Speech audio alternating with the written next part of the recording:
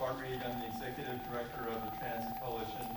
We're a Southern California-based nonprofit that deals with transportation advocacy, land and use planning, goods movement, and we sponsor educational meetings such as tonight. We have a number of educational meetings going on into the new year. We've got the CEO of Metrolink coming in January or February. In January, we have the Valley to West Side rail project, which could be subway, could be monorail, who knows what it's going to be. It's in the alternatives analysis or somewhere.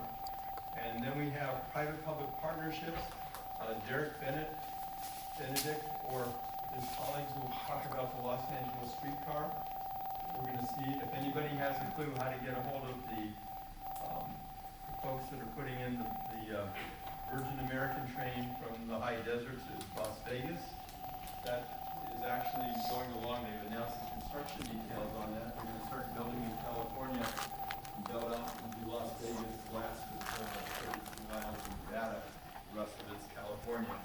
So we'd like to see if we can find the right person that could present on that. And we also have some other topics, the red line or the purple line extension, and some others too. So those are some of the educational programs that we have. As always, Transit Coalition, because we're a unfunded nonprofit, we're looking for sponsors. So if anybody here would be willing to help us out and sponsor the meeting, it's fairly simple. There's a pull-down menu. You just check off the right amount you want to pay and use your credit card and pay. And that's on all the emails that get sent to you. And then in addition to that, we might be having a tunneling tour. I'm going to see if I can figure that out, because with the Downtown Regional Connector coming along, there may be tour possibilities available. So we're looking into that. So some of you may be interested in a field study of seeing what's going on underground. So anyways, what we do at Transit Coalition dinner meeting is we go around the room, introduce ourselves. And our speakers tonight are Brian and Vincent, and in the back, we've got Jay. So they're the people that have the deep knowledge on the different projects. Like Jay is the guy you want to talk about White Hill to Lone Hill. Jay is the man you want to talk to and trade cards with. We have business cards up here for Jeanette by where Vincent is standing here. But as always, especially if you like to communicate early in the morning, like 6 or 7, Jeanette's always willing to use her computer and communicate back and forth, just the way she is. At least I always talk to her at 6 or 7 in the morning. Anyways, we're going to start with introductions with Fariba? Fariba Nation Consult. I'm Sam Mansour with Market Nickel. Isam Ali with Sistra. John Merkley with Senior. Rita Mannix, Roadblocks Construction. James Prin, Destination Enterprises, Construction Management. I'm Keith Milhouse. I am an environmental attorney and do transportation and project consulting. Are you still on the Metrolink board? No, I retired. Well, somebody had to retire. It was a long 12 years. Oh, yes. I'm Robert Frampton. I'm an aerospace engineer. I'm from Pasadena. Brian Yandy, Rail Propulsion Systems. Brian Rupture, Moffett Nickel. Alan Lee, FPO and Associate, Silver. Funking Lee, FPL.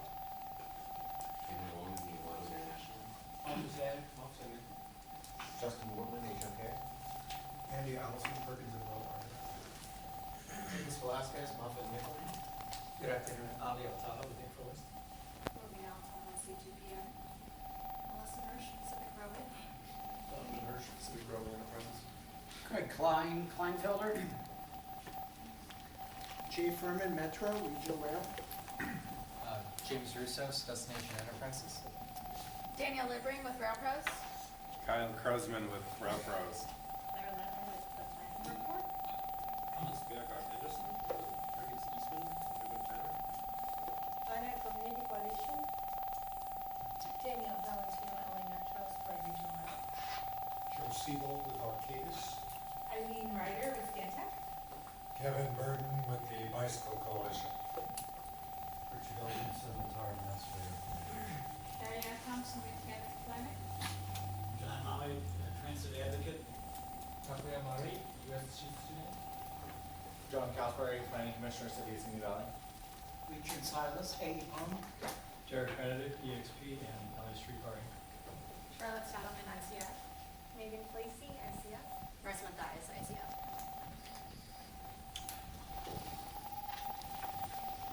Can we get the gentleman behind you there?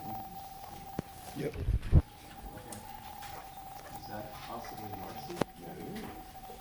Well, right on cue, I have to say, Marcy, hold your breath or don't hold your breath.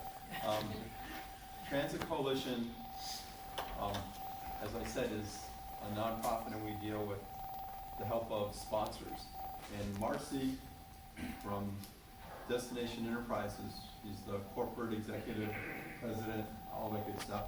But she's probably stressed because she's been on the 405 parking lot. I think I talked to her around 5 o'clock when she was sitting there not moving, and I was sitting on a different freeway not moving.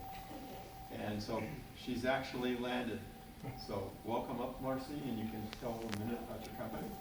And thank you for your sponsorship. We're really grateful. And then when Marcy's done, Vincent and Brian will come up and start the presentation. So Marcy, it's all yours. So I'll keep it short. Yeah, just wanted to say thanks to Barb. We've gone way back to the Red Line days together, so, and just happy to be sponsoring his organization. I love these events that he does in this little room because we get everybody together in a small room like this with some amazing people from Metro always telling us about their planning and construction projects, so it's a great opportunity for us all to communicate. And I think we all go around and introduce ourselves too usually, so it's just a great venue, and I just wanted to say thank you, Bart. And I want to introduce a few people from our team. James Penn, our Director of Safety, just completed the Blue Line project in 8 months, and James Russos is our office engineer, who's been an expert as well, and done a lot of big architectural projects, so we're happy to have him on board. So thank you, guys. Bye. Thank you. Well, who's going first? Brian is going first. I'll go first. I was going to tell you. Hello, everybody. Brian Balderrama. I'm Jeanette Owens' Senior Director for the Regional Rail Group. She apologizes dearly for not being able to be here. She had an emergency that even Vincent and I were like, you want us to do what?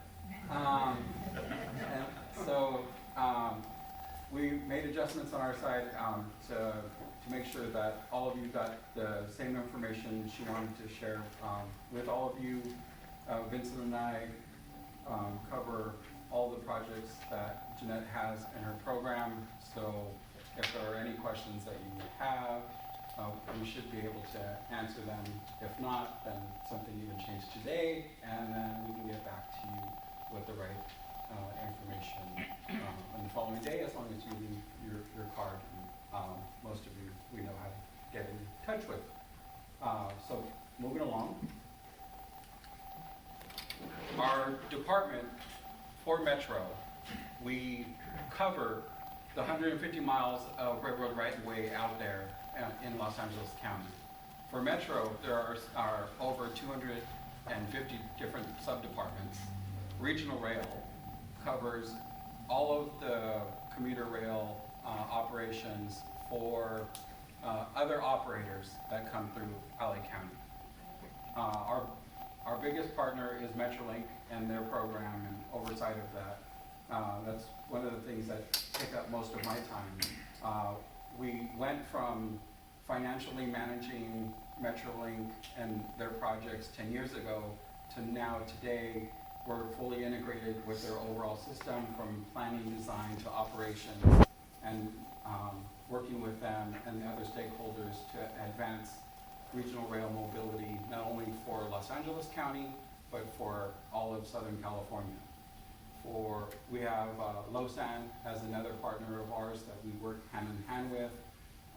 Jay sits on one of their advisory tacks. We're familiar with all of their projects and plans they have, and we work together leading up to projects like California High-Speed Rail.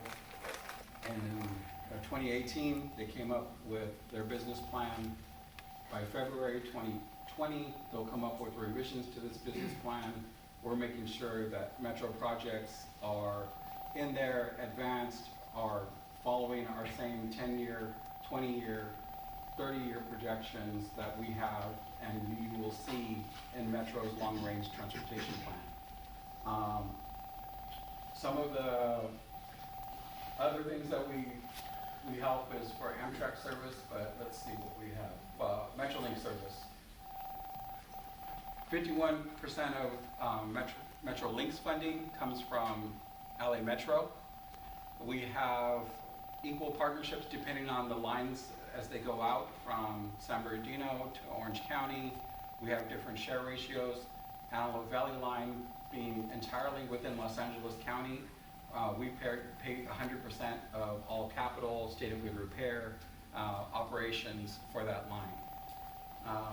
Other things right now is our funding sources. If you wanted to get that sort of level of information, we as Regional Rail and the department only have 3 funding sources. And only one of those is tied to the Measure M project, and we only have 1% of the budget for Measure M to split between Metrolink, Losan, and other operators. So it leaves our department very stretched on what is the best utilization, and we're looking at every dollar out there and how we can apply it best to our overall program. Losan, since 2014 till 2020, if we look at Losan and their projects, we've helped them advance 10 projects on their priority capital project list. The last project of importance to them is the recent Van Nuys Station project. That's a project that they've been following closely. That will round out for them their 10th capital project over the last several years. That will help them start increasing service. And you've already seen those services in the form of Metrolinx's October changes in their schedule. And every year from now, you'll start seeing service expansion, not only for Losan. Losan is going to a 13th round trip, 14th round trip, and that'll continue as we work with them in the future. California High-Speed Rail, we work with them. They're on all of our projects. We're on all of theirs to make sure that there's integration. We speak on behalf of the building on their program to make sure.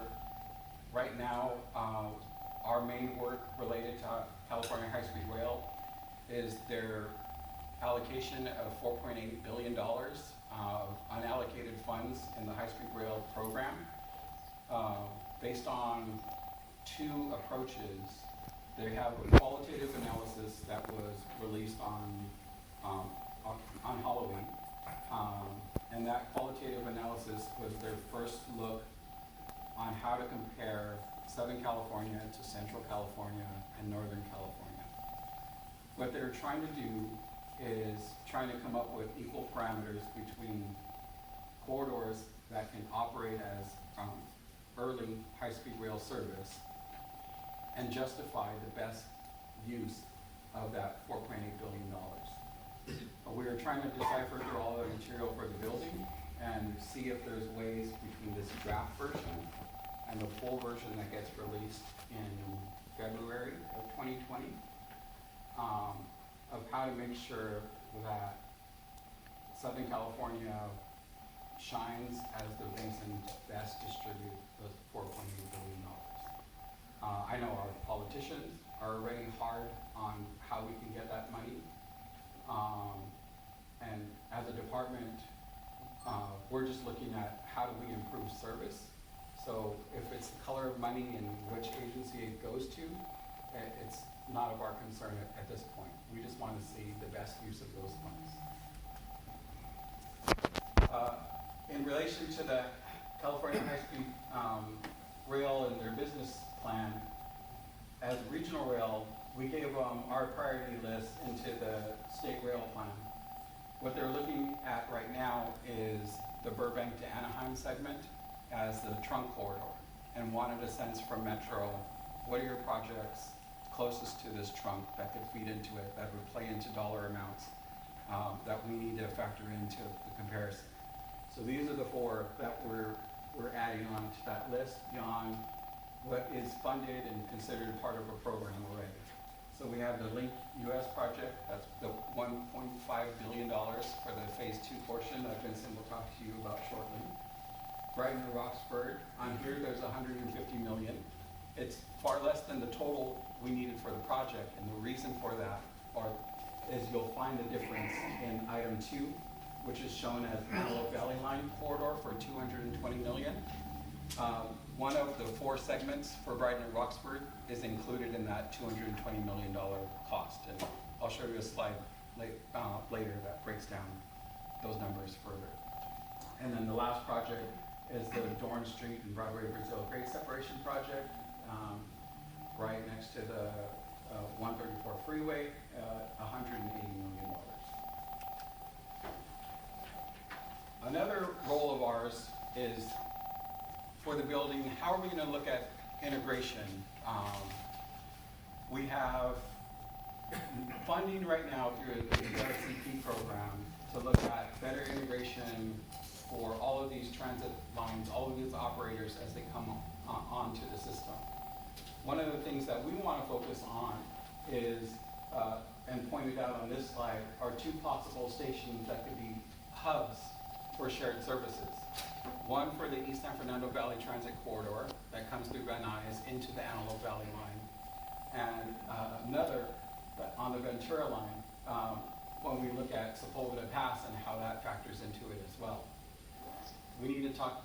We need to work with all of our sub-departments to reinvent the policies and standards that we have on the building, because as a user, they can care less about what the name is as long as they can get to A and B the fastest. So the more integration that we have by the more services coming on through our Measure M program, we're going to have to come into situations like this and use some planning studies in order to figure out the best solutions. And then, of course, work with all of you as technical experts to make sure that that happens. Then I'm going to hand it over to Vincent to walk you through the latest updates for Link US, and then I'll come back and round out other projects that we're working on for the program. Okay. So the following slides are Jeanette's slides. There's no way that I can present them to her energy level, but I'll do it in my own style, if you don't mind.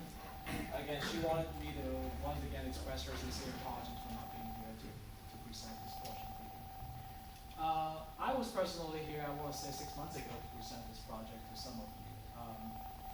Back when we're still going through environmental process, and at the time, we still had this debate on which concourse gets built, if you recall. So I'm glad to report back that back in June of this year, our board approved the final EIR, which included the final concourse configuration for this project. So what is this project? Basically, this is a project that adds run-through tracks to Union Station. Today, the station, all the station tracks end at the 101 freeway. So the project's going to convert this to a through station. That's really the main gist of the project. Included also is improvements to the passageway. Right now, you've got a narrow passageway there. It doesn't really meet, I would say, today's needs, not even future needs of the project. On top of it, you've got a really old terminal. A lot of that equipment out there is 70, 80 years old, so we need to fix all of that. And then lastly, accommodate high-speed rail, like Brian mentioned. We need their money. So the only way to get that money is to accommodate them at the Union Station, right? So we're going to do that with this project. The total project cost is over $2.5 billion. We don't have all the money to build the project at once. We do have about $1 billion, and I'll get into some of the details in a little bit. So we have $1 billion from mostly state sources at this point, which allow us to build the project in 2 phases, phase A and B. I'm not going to get into every single bullet point, you can't even read it. But main thing in phase A is to build everything south of the 101. The run-through tracks, the structure, street improvements, and tie into the West Bank. That's the phase A. There's a little bit of modernization work, upgrades to the throat area that Metro wants. Phase B is all at the station. The new concourse, new platforms, escalators, elevators, basically what you would expect at a modern, rail station. That's phase B. Phase A is about $1 billion, phase B is about 1.5, and then more as we keep taking time to find the money to build it. We have escalation, they always have to factor. This is just the reality of what it is today. All the station tracks terminate at the El Monte Busway. We just had a meeting today with Caltrans talking about how to build this bridge, this massive bridge over the 101. We wanted to completely shut down 101 for 3 months, but I guess we can't do it. What did they say? What did they say? You're the one here. We actually have an upcoming industry forum on January 9th. Some of you might have heard, this is an industry forum for the contracting industry. One of the questions that we're going to address at the forum is, what do you do with a 101 freeway in order to build the first phase project? We, through our own engineering analysis, thinks that we need a few weekend closures on the 101, similar to what was done on the 405 through the common carrier. The main thing here is, we need to be able to erect false work. This is going to be a concrete bridge, by the way, cast in place concrete. We've looked at different ones in there, and that's an obvious choice. So the full closures of the 101 is something we think we need. Caltrans is looking at that and see if it's feasible. So this is where all the bosses that we have, or the masters that we have. The first $1 billion mainly come from the state. The 423 Prop 1A money, high-speed rail bond. The second tranche is the 398 million from the TRCP, Transit Intercity Rail Capital Fund, also a state source. The rest of it is a combination of local LA County funds, and there's 40 million coming from the MetroLink source, which consists of all the member agencies, part of the MetroLink. A little bit of Amtrak money as well. So this is basically a budget. It's pretty much rigid. Unfortunately, this is not one of the Measure M projects where we can pitch in some of the Measure M revenues. So this is a budget to us is fixed. So we basically have to take on the approach that will design the budget going forward. Otherwise, who's going to pay for the cost of it? No one's signing. Okay, a little bit more on the phase A. So we have a dilemma. This bridge is going to sit 15 feet higher than the station. The reason for that is we need to have enough clearance over the busway and the 101. And this structure, it's about 200 feet wide across. It's a heavy rail structure, so it's got a tremendous structural depth on the girders. So that 15-foot rise is a big challenge, because how do you use that bridge when you have the station that's below? That's why you see this little leg here, a little tail here. That is a ramp that we have to build. Before we find the money to rebuild the whole station, raise all the platforms. So this ramp is really a throwaway cost. If you have the full funding to build the project at once, you will need to build that ramp. So we've chosen platform 4 to put that ramp on because it's the longest platform. The ramp itself is like 800 feet long. So you have to find a long platform in order to do that. So at the end of phase A, you would have 2 run-through tracks from Union Station all the way south to the west end, which will benefit Losan for sure. They have the service now that comes from San Luis Obispo to Union Station, and then you wait. If you want to continue to go to San Diego, you have to wait another 20, 30 minutes at best. With the through tracks, you can reduce that to 5 minutes if you want. So it dramatically cuts down on the trip time. Metrolink could also benefit as soon as they figure out how they want to operate the London tracks. Today, you obviously don't have two servers. Right now, it's a hub and spoke system. Everything comes to the Union Station and then the Union Station. For the most part, except the IUC line that doesn't come to the station. So Metrolink will have to come up with a new way of operating certain lines. For example, you can connect up Antelope Valley line to Orange County line, for example. So the Phase A project is mostly everything south of the station, as I mentioned. This is a little thing that is a new development in the last 3 months. Since the beginning, we've always thought that this project will be a design build procurement, similar to most of how Metro do their mega projects or bigger projects. Over the last 3 months, we've actually taken a really good look at this CMGC or Construction Manager General Contractor delivery approach, which in a simplistic sense, you bring a contractor on board during design. You work with the contractor, finish the design, and then go to construction. The hope is that you get that constructability feedback before you finish the design. You also hope that through the contractor's input, you can design your budget. The other thing here is, to build this 101 structure, we need to understand how a contractor is going to build it before we finalize all the construction plans. So the CMGC method really is able to answer all of our biggest challenges with Phase 1 project. So last month, we went to the boards and we got board approval to use CMGC. We need the board to approve because this is something new that the agency hasn't done before.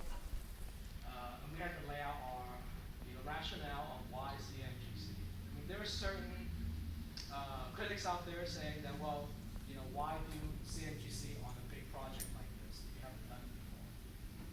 But we really think this is an ideal candidate to do something, and we'll do it right. This is a slide that shows where we are with the design.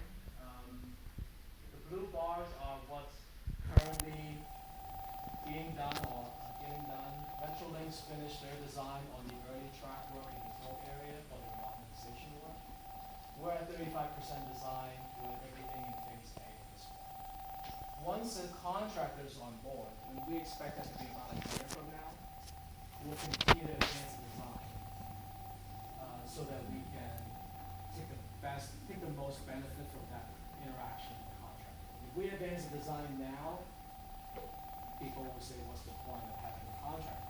So these purple lines are what's going to happen after the GC's on board. Okay, so Phase B is also on this chart. We haven't done the design for Phase B yet, so essentially Phase B, the station work, it remains at the environmental planning level at this point. We wanna do Phase B with the GC on board because in order to raise the station, you have to do it in a very surgical manner. You cannot destroy Metrolink when you rebuild the station, right, John? So every platform, every track will have to be phased in as you rebuild the station. And once we have the GC on board, we can work with him or she to really develop a good plan to finish at 35% design. So the Phase B 35% work is going to be part of the CMGC scope for their pre-construction help. We don't have money to build it, so that work will have to be parked for a little while until we find funding to do it. This is a summary schedule. I don't want to bore you all the details. We're currently in right-of-way acquisitions right now. We have 4 full takes south of Union Station with several easements that we're trying to get. So we budgeted about 2 years to complete the right-of-way process. We're working on a CEQA amendment. So we did finish the FDIR back in July. There is one change that we're already aware of. It is regarding how we deal with the West Bank impacts. The state has been working closely with us to make sure that we can further accommodate high-speed rail on the West Bank. What that means is there will be more impacts to the West Bank Yard as far as loss of storage tracks. We're working on a sequence plan to address that issue. On the NEPA side, I don't know if you were paying attention, but the FRA has been, for the longest time, not working closely with anybody in California, really. Big surprise. Administration. So we had to separate CEQA from NEPA in order to get to that milestone. We started off with a joint NEPA CEQA document, so we kind of pitched that effort a while ago. Now, High Speed Rail Authority received the NEPA delegation from FRA. That happened back in actually July timeframe. So we've restarted the NEPA process. It's a standalone NEPA. We want to do it mainly because of the Phase B project. We want to have federal dollars, hopefully one day, coming down to the project. And the way we get it is to finish NEPA. So if everything works out, we're projecting a 2026 opening of the Phase A. If we find money somewhere in here for Phase B, this is going to take longer, but it will be a better project. in my opinion. Okay, so these are some of the rationale that we laid out to the board when we present our item. I'm not going to read everything, but I mean the key point is that to build this project at Union Station, it's going to require a lot of construction innovations. We think that the CMGC is going to be able to help us when you're on board. With the CMGC, we might be able to find a way to even further minimize impacts to operations during design process. Design to budget, I already covered that. We think that at some point people might realize, is this scope really needed for the project if we are trying to deliver the project with a 950 budget. Through our case study, we've also found that CMGC is able to reduce total change orders that happen throughout the project. We're seeing a lot of change orders on our design build currently, so this should help reduce that. We also have a very large stakeholder / group of funding partners. Metrolink is a key part of this because they're the operator of the project that we're building. CalSTA, High Speed Rail, Caltrans, Amtrak are some of the others. Let's say if you were to build this project, build the project using design build. Chances are you'll get a ton of change orders because it takes a long time to make decisions when you have a large group of stakeholders. So we don't think a design build process is really right for this project. With CMGC though, we can get the contractor to be working in this group of committee of stakeholders and funding partners, kind of walk alongside myself. And then lastly, we want this to be a quality project. If we were to do design bid build, for instance, finish the design and just bid it out as a low bid, we don't think it's Union Station has such a long list of requirements and constraints that we don't think we can beat with a low bid type of construction. This is a chart that I think we borrowed from one of the consultants that we met with. We like this, so we just borrowed it. Essentially, this is a concept of how we can work with the contractor during the pre-construction phase. At every design milestone, we're going to come together in a workshop setting, trying to reconcile cost between the contractor's cost and our own independent cost. If there are discrepancies, we will need to work through that. Because at the end of the day, it's an open book process. If at the end, let's say, their costs exceed our budget, we're going to have to just work on scope changes to make things happen. And we do that every step along the way until at the end, once we finish the design, hopefully we'll be able to reach agreement on a lump sum price to build the project, or so-called guaranteed maximum price.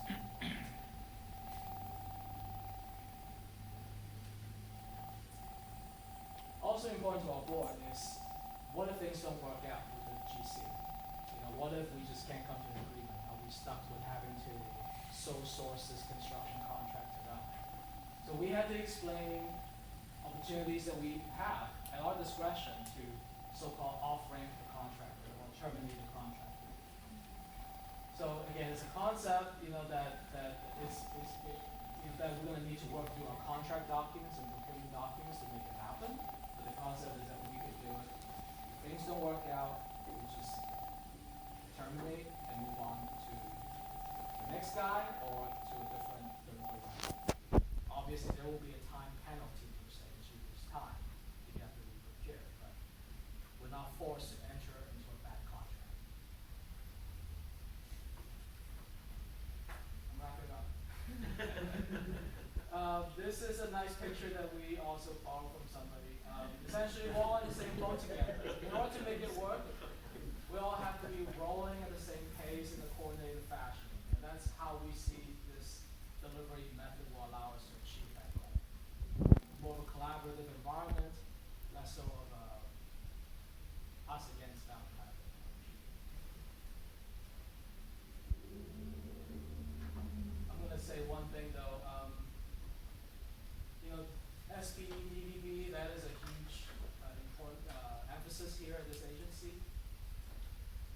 We will need to establish goals basically during the pre-construction phase as well as construction phase. If the off-ramp were to happen, you want to make sure that the SPE and DVB goals are met. So every step along the way. So that is sort of a commitment that we need to make to be consistent with our policy. This is our timeline for our CMGC procurement. I mentioned briefly, January 9th, we're hosting an industry which will allow Metro and our partners to present the project to the industry and get feedback. There are also sessions from Caltrans, Metrolink to talk about their own sort of specific requirements, and also show the industry that we're all united together. We're able to work together in the same room, make decisions. So sometimes that can be seen as a risk. We laugh. It's actually February now, but we plan to release an RFQ for the CMGC. It's a two-step process, RFQ, RFP. And then around the April timeframe, we'll release the RFP for the qualified firms or teams. July, we hope that we can get the proposals back in time for our December 2024 approval of the contract for CMGC. This is an important note. This is new to us, so we know we're going to need a lot of help from people like you. So we hope by about June timeframe, we're going to release a separate RFP for general project support. This could be seen as a program management type activity, but there's a lot of support we need when we're working with a contractor. For example, someone needs to develop an independent cost estimate every step along the way. So that might be something that we would be including scope for this procurement. So that will happen sort of in the thick of this procurement process for the CMGC. And I've covered all of these points already. All right, I'm done. What about Jay and the white guy? Oh, he has to wait. We're gonna keep on holding off to the very end. And then we'll do his slides when we see him trying to get out of here. So now we're gonna start covering the other projects that we're doing at Regional Rail. Starting with our Antelope Valley Line study. So 2 years ago, Metrolink provided a TRCP application for the start of their SCORE program. In that SCORE program, 2 years ago, when we looked through the projects, we couldn't find a project on the Antelope Valley Line corridor. And if that is 100% within Los Angeles County, we needed to show the directors for this building how we as a department could change that philosophy. So going into the next cycle for TRCP, it became a priority, either for Metrolink or for this building. So what we did is look through the data of the SCORE program And lo and behold, there was some train scheduling information. So we said, we love it, we understand it, let us take a look at it and see if it's of value for us to sell this concept. And that's what was the premise for our Antelope Valley Line study. We started with the existing service today. And on that existing service today, we have 15 daily round trips, and Metro subsidy is $34.5 million for operations. We're supported by not only Metro service for buses, but when we get out to the Lancaster, AVTA supports the round trips, picks them up, and completes the rest of that to get them from Santa Clarita to Palmdale and Lancaster. That valuable support allows us to get equivalent to 30-minute peak service, and it varies throughout midday. So we wanted to change that. And how do we change that is we demonstrated we can't turn on double service tomorrow. So it has to be incremental. And if it's incremental, we have to be able to show where all of these meets are going to occur over a period of time that would translate to a need or a capital investment in order to turn on those additional round trips. So we started with somewhere, you may have seen a survey come from Metro a year ago that was asking where do we start. The public overwhelmingly said we need late night service. All of us, all of the users, riders that are in Santa Clarita, Palmdale, Lancaster, wanted to come to Los Angeles over the weekend, wanted to come for late night events on Friday, and had no way to get back. So how do we start? We're going to start with late night service. We're working with Metrolink right now, and that late night service will start in October 2020. Then we went to our scenario 2. How do we go from hourly service? We're going to build on it, provide hourly service. In order to provide hourly service, we'll need a capital improvement project at Balboa to double track that segment, getting them from undeveloped or unincorporated Los Angeles County into Santa Clarita. Once we have achieved that hourly service where we fill in all of those midday slots, we can look at regularizing service to achieve 30-minute service to Santa Clarita and hourly service to Acton, Palmdale, Lancaster.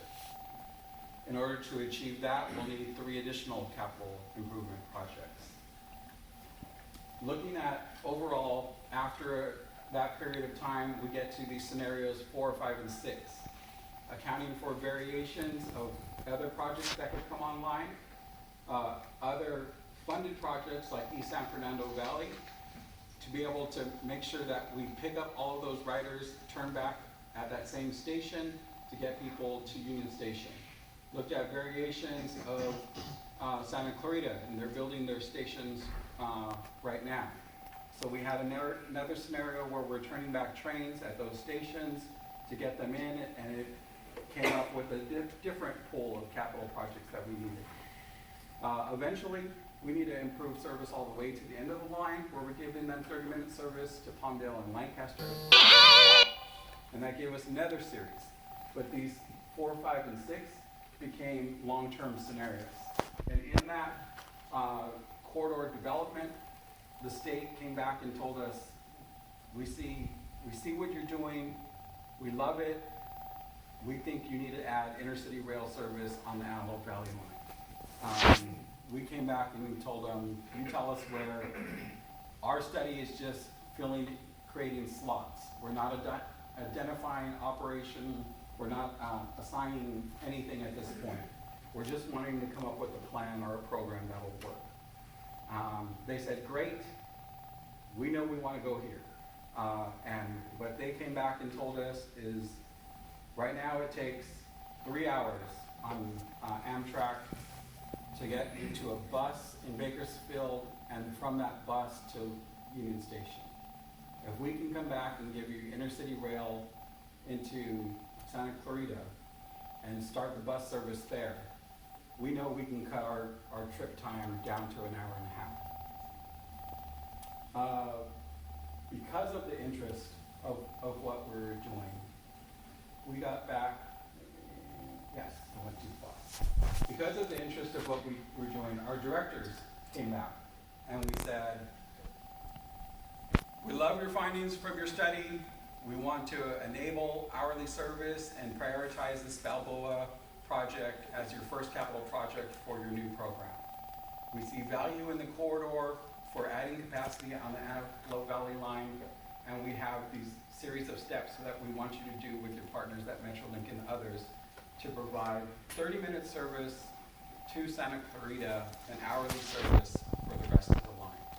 So what they did is, for the first time in regional rail, approve a program.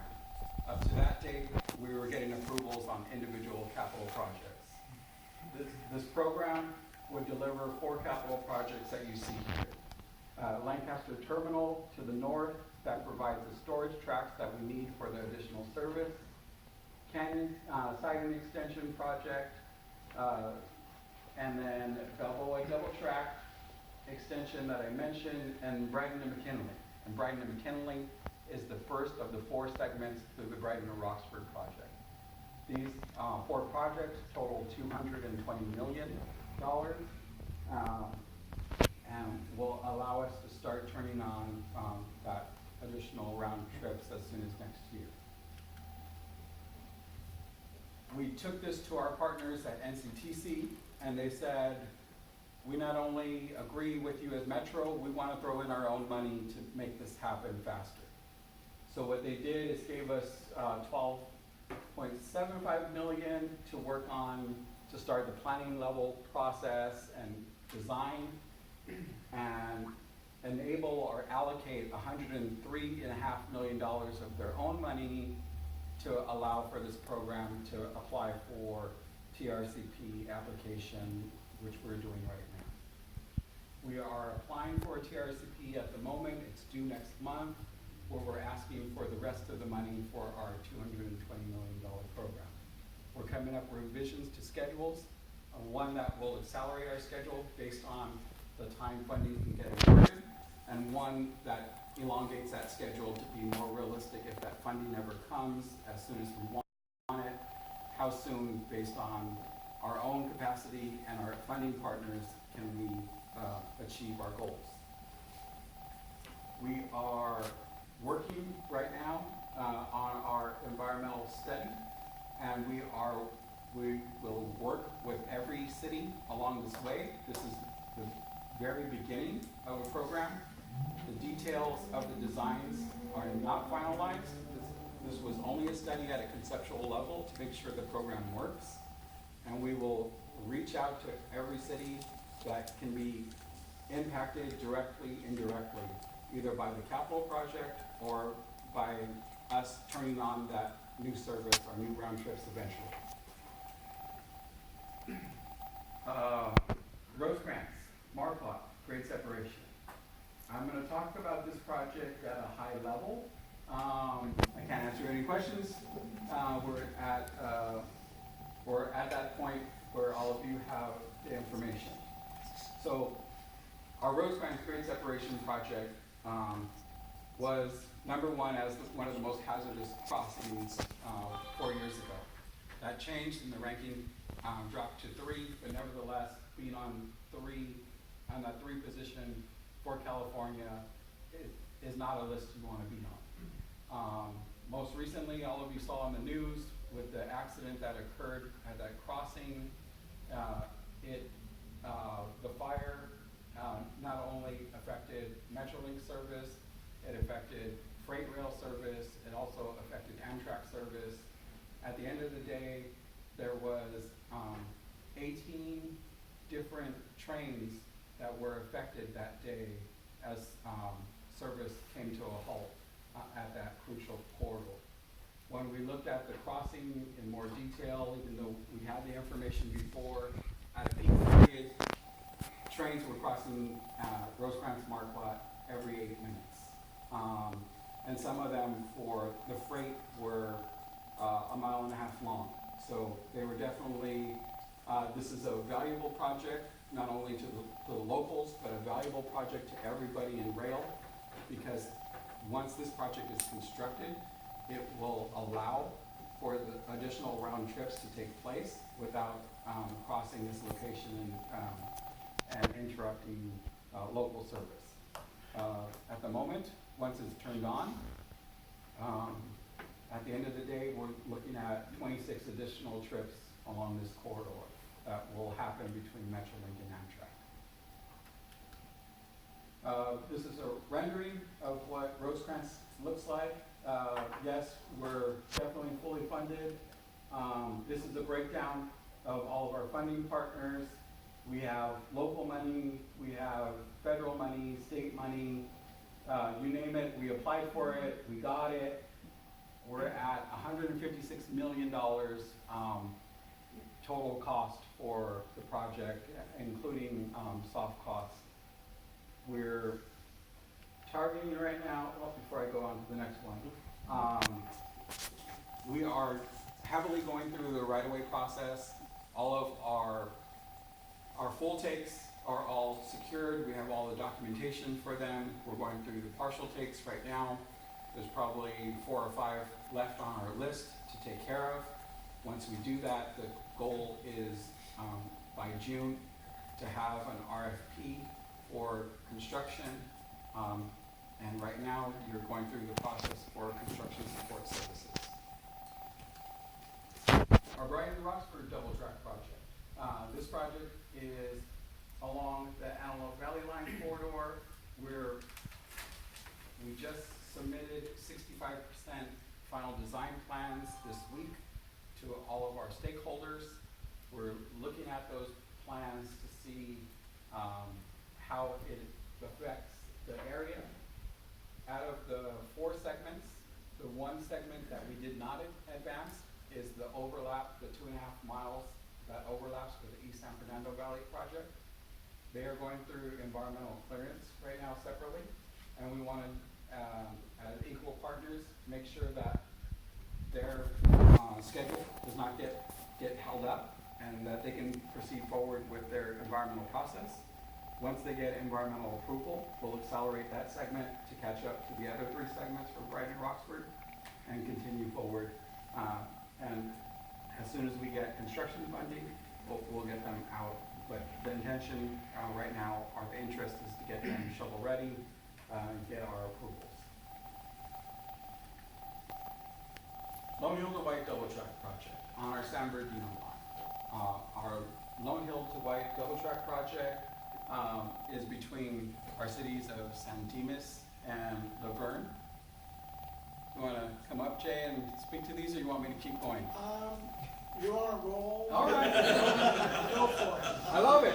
I love it. Okay, so this is a map showing our corridor. Though we're looking at our double track segments that are highlighted for you, if we look at a breakdown, let's break down some numbers for you. We're looking at upgrading multiple at-grade crossings. We're at 10 or 12? 12. Okay, so we're upgrading 12 at-grade crossings. Those 12 at-grade crossings are all going to be quiet zone ready by the time we're done. The interest for this project is a line reliability. In our conceptual phase, what we heard from all of the public was, though we see value in this project, our interest is to make sure that we stop hearing all these train noises. So we'll give you the permission for this project if at the end of the day you can make the noise stop. And we said we can do the best that we can to make that noise stop. But if there's an accident and it takes a minute on that horn, I don't want a phone call because we're trying to save somebody's life. What we winded up doing is we're going to put this out as an RFP. And we're going to put this out as an RFP that you'll see in a couple of months. The first step for this RFP, aside from final design, is to provide a noise and vibration study for the corridor. We're not obligated to environmentally do that, but as good partners, if we're advancing it and we have more detailed information in final design, we want to be able to convey to the public with this more detailed information how it translates to noise and vibration, and if there's any type of mitigation, we'll factor it into the final design process. This project will also include lengthening of one of our stations, and Station J? It's the Pomona Fairgrounds temporary station near Arrow Highway, and we're intending to lengthen the platform. Because right now, Metrolink trains, when they use the station for the LA County Fair in September, they spot and they extend out onto Arrow Highway. Yeah, we got on there to try to see how it works. It's sad. If you sit in the back, you have to wait for the car to pull up, get you to the temporary station. It does help if you don't want to drive to the fair or drive home from the fair, getting too involved in all of the activities, but it definitely is something that we can correct, and we will. Dorn Street, Broadway Brazil grade separation project. One of the things that we're doing with this project spans between the cities of Glendale and Los Angeles, right adjacent to the 134th freeway. One of the things that we were able to achieve with this project most recently is do a conversion. We had on the books a one-way interim design. When we looked at the city of Los Angeles and we looked at the potential volume of downtime these gates would cause, and it was going to start to cripple that area of Los Angeles. So we went back to CPUC and said, we can come up with a two-way design. Just let us show you. We got 100% support on that two-way design, came back, made the revisions, got the approval to make the changes. We're at a draft 100% design level right now, final design level with those interim improvements. Another thing that we did is several years ago, we did at-grade improvements to the Broadway Brazil intersection. Those improvements didn't include necessary signal improvements in order to help with timing, help with synchronization between the different operating systems. So we came back through this project, came up with design plans to correct all of that. The construction for those signal improvements are done, completed. With the completion of those signal improvements, and once these at-grade improvements are completed, there will be an additional 2 projects that would be quiet zone ready, and there would be 5 crossings, consecutive crossings, that we would be able to say we have a quiet zone corridor for the area. Last, one of the latest changes for this project is through direction from our board. We have this P-hook here that's part of one of our 2 grade separations. We call it the northerly point of access. Our board asked us, how do you look, you're accommodating vehicular traffic. What are you doing for the bikes and people that are walking in the area? We looked into it in connection to the existing Fairmont structure. There is no access on Fairmont for people to walk or bike. So there's no point in connecting to that. Through that conceptual development, we came up with active transportation project. We pitched it to the state. We were awarded $16.3 million to construct 2 separate active ATP bridges in this area. The ultimate are these 2 grade separation projects.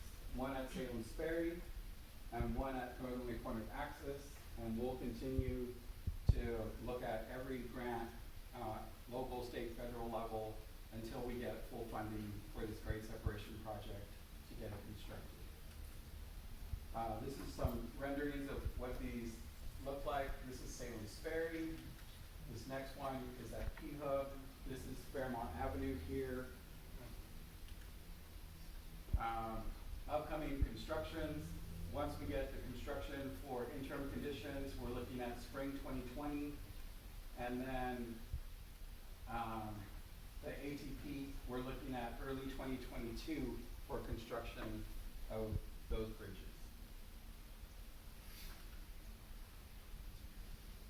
I don't know until the white tail over here. That's all right. We'll keep going through that. And then quiet zone. Quiet zones are big with us. You don't need to worry about that. I think we touched on it enough. Okay, we're getting to the end here, people. This is wrapping up everything that I just went through. So there's no reason to take notes. It's all on the slide. Everything that we were talking about as far as our individual projects, this is our 6-month look ahead for procurements. This is everything our group of 7 are working on. And yes, we have a group of 7, so don't beat us up that things don't come out as fast as you want. What we have is Rosecrans Marquardt Construction Support Service is in closeout right now. We can't discuss details with you. Following from that will be the Link US CMGC RFQ in February. The following month will be the Lone Hill to White Final Design RFP. In June, like Vincent mentioned, is the target date for the support consulting services to assist the Link US team. That follows up with the summer construction of our Dorn Street at-grade improvements. If we get funding, we applied for funding for a Christie grant. We'll get notified by February if we're successful. If not, we go back to our board and try to figure out a way to still get it constructed. And that follows up with construction for Rosecrans Marquardt grade separation. That RFP would come for the summer. Those are our separate capital projects. We went for, we did an on-call solicitation, and we started issuing task orders through the on-call already.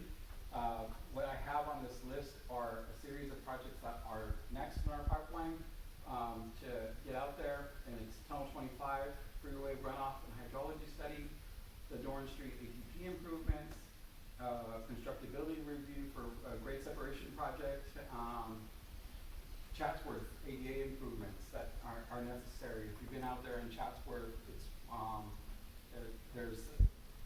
it's in a state of disrepair, so we need to bring it back online. And the same to our Burbank Airport South. When we look through the numbers, I think 1992 was the last major improvement project for that station, and it's starting to show its age. So we need to do something quickly before it turns into some sort of litigation, and nobody wants that. But on behalf of Vincent and I, thank you for coming out. Sorry you didn't get to see Jeanette, but Vincent looks great, doesn't he? And then we can answer any questions that you guys have. Thank you.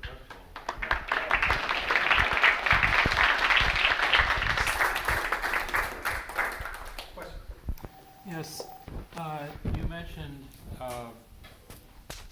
possible bus service from Santa Clarita to Bakersfield to close that Amtrak gap. Correct.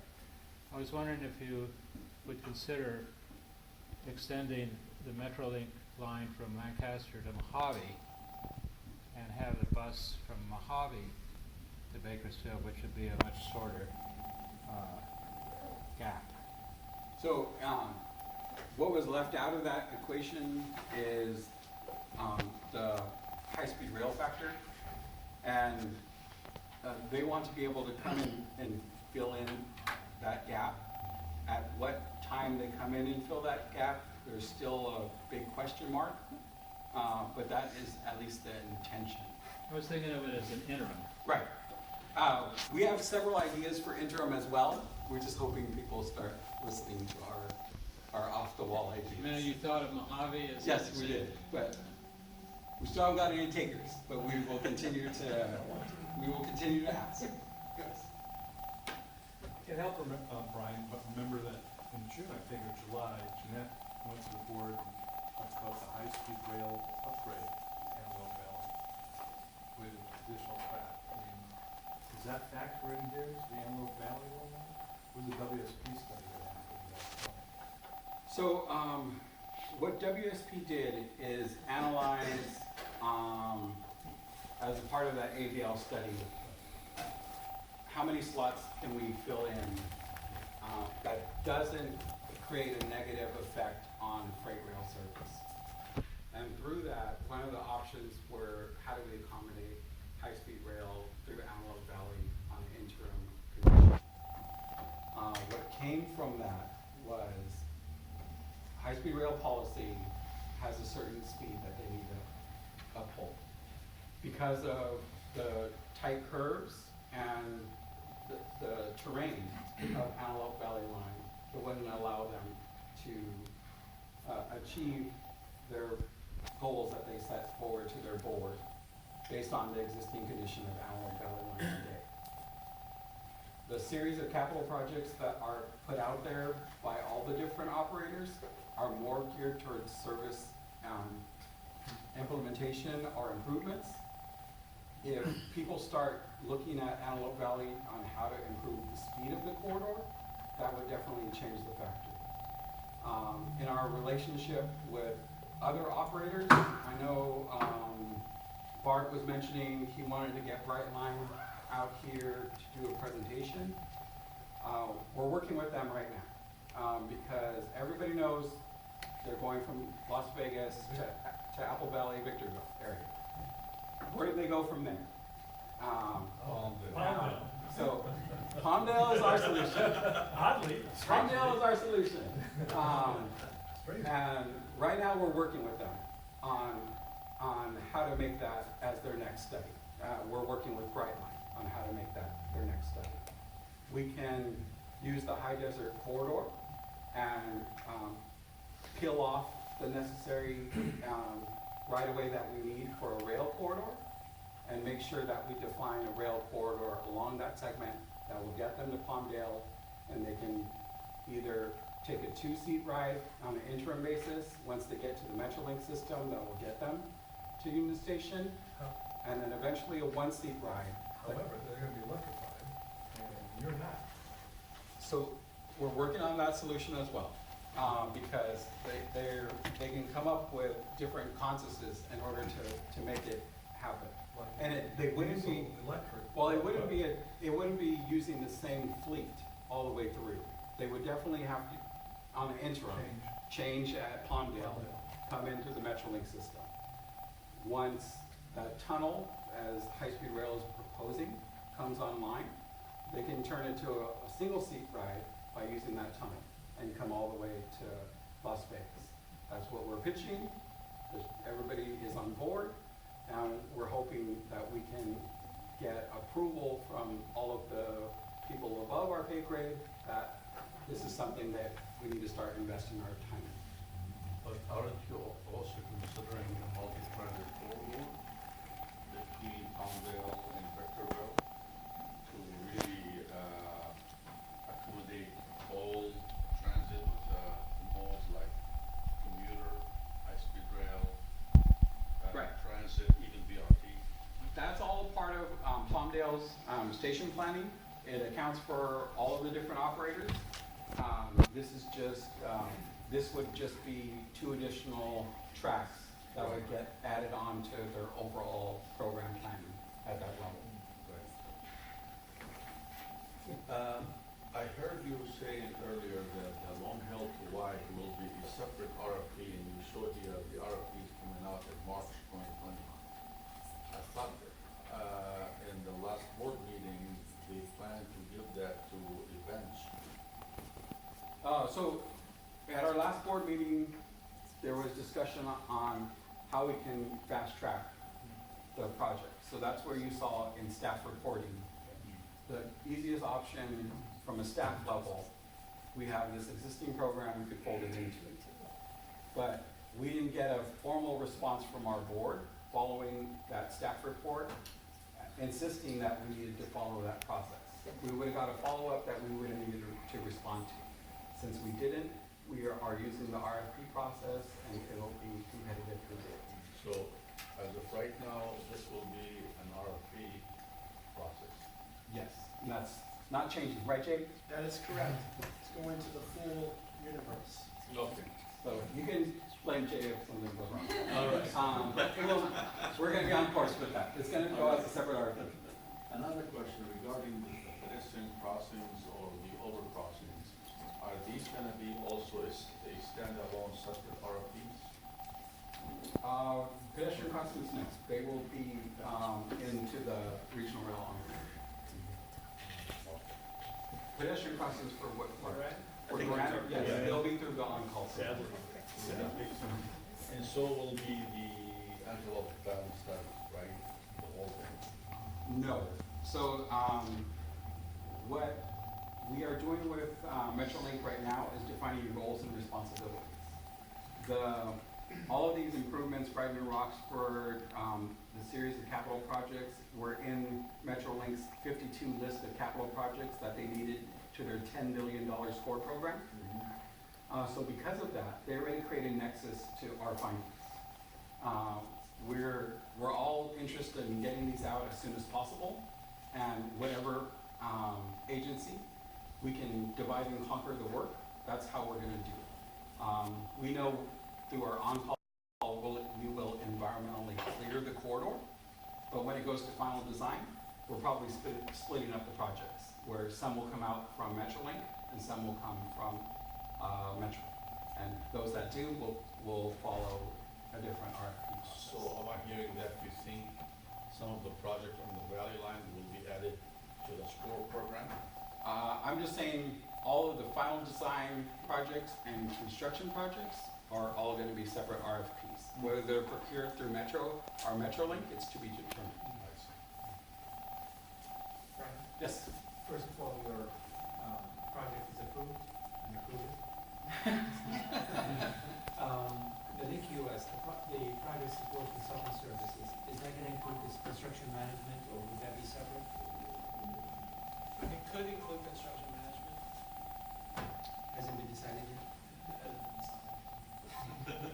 Keep an eye on this.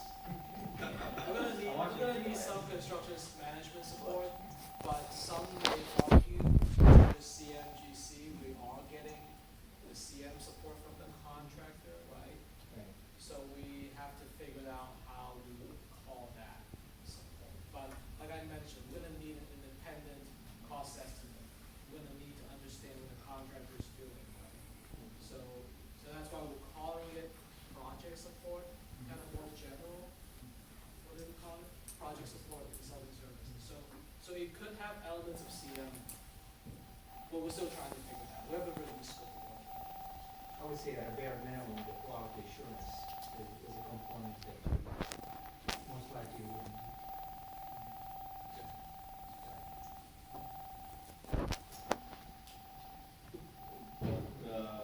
Basically though, internally, you will have a Metro Regional Rail internal team to oversee the CMGC. Will that be Well, supported? I guess not correct. We're not gonna oversee them per se. It's a partnership. But we're gonna need to have checks and balances. So that's something that we need to be equipped on our end. You're right, we need our team to work with the CMGC. And then the other thing on top of it is, we also need to have an integrated project management office, similar to some of our mega projects, so that all parties are sitting in one location. At least the key folks are gonna be housed together. Our project controls people, the contractors' project controls people. We have Metrolink and Caltrans joining into this one office, trying to work things out.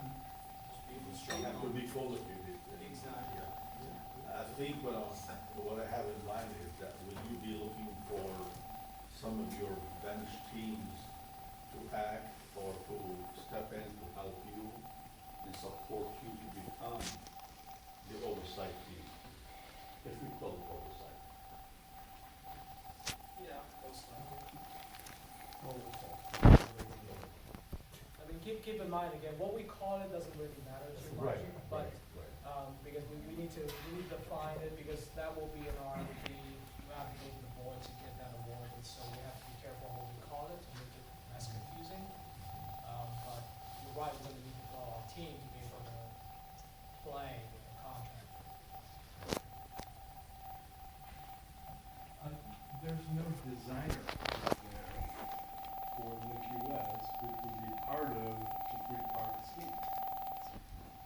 So you got the CM, the CM group, they're going to use the same firm that's doing the design, conceptual design for Link US right now for that design. It's TBD at this point. TBD. We need a designer to Yes. take us through the end. Is it gonna do HDR or not? It's a TBD question. Obviously, there are pros and cons either way, and there's something that we can do, something we cannot do from a procurement standpoint, so we're still evaluating all these things. So I can't give you a confirmed answer like. Well, it's not on the 2020 schedule, so. Right, exactly. But they may appear on the next version. Here comes the listeners. What about the, we haven't heard about this here, but I know there's gonna be some kind of, program for the bridge crossing safety enhancement as well as the bridge separation. What can you tell us about that? Well, I think you've heard plenty from Brian's presentation on the projects that are active. We are advancing the grade crossing improvement at Main Street as well. We're gonna find a way to weave that into things that we're doing. It's actually part of the Link Union Station project, improve Main Street, stretch it out down to there. As far as the rest of the program, again, a lot of it is resource dependent. There are no clear path on funding for the crossing. No, it's the train. So, quick answer is, they haven't made it to this list because of lack of resources. Okay, so that's why it wasn't on the list. We have a huge need. All right, any other questions? Yes, looking long-term, December Bernardino line closer into LA, is there any long-term plans about double tracking pretty much the whole way, or is that too expensive? We are known as the department that wants to double track everything. We just don't have the funds to double track everything. So that's why the series of capital projects that we presented today are what we have as our next envision for the next 4 years. As procurements that we want to get out. But we and Metrolink don't have the resources to double track that full section. So what we're doing is double tracking based on need. If we want to turn on an additional round trip, we need to figure out where is it going to go, and is it going to be delayed a certain meet with another existing train and multiple operators. And that's what will dictate where we place double tracking in the future. If I could just add a comment to that, if I may. Metrolink is part of the SCORE program. They are planning to do some double tracking in the Fremont Marengo area near Cal State LA. And there's Lone Hill to White, which is 4 miles. And part of Lone Hill to White is because the right-of-way happens to be very wide. The main bottleneck in the corridor between, say, Cal State LA and El Monte is down the middle of the 10 freeway. It's about 8 miles. And we foresee that that single track bottleneck is going to be there indefinitely, frankly. We looked into this on a previous study, but there's no way to widen that to a second track without taking some of the HOV lanes. And that's totally untenable.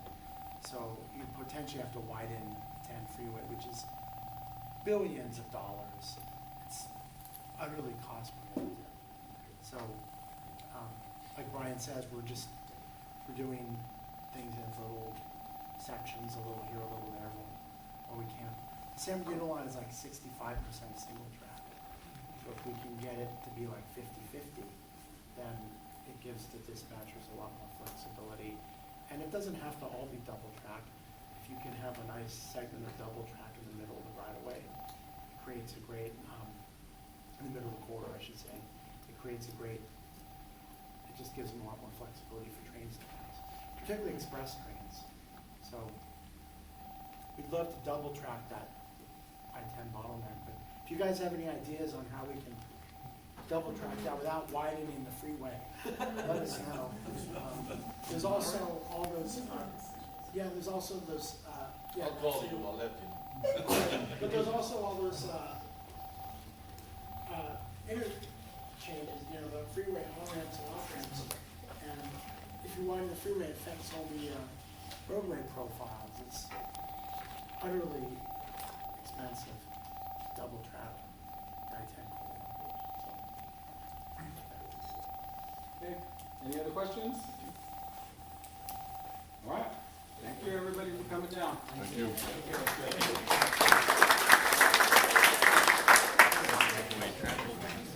I want to say that we will have PowerPoints for distribution, and with any luck, our videography has worked, and we'll make a video available immediately. So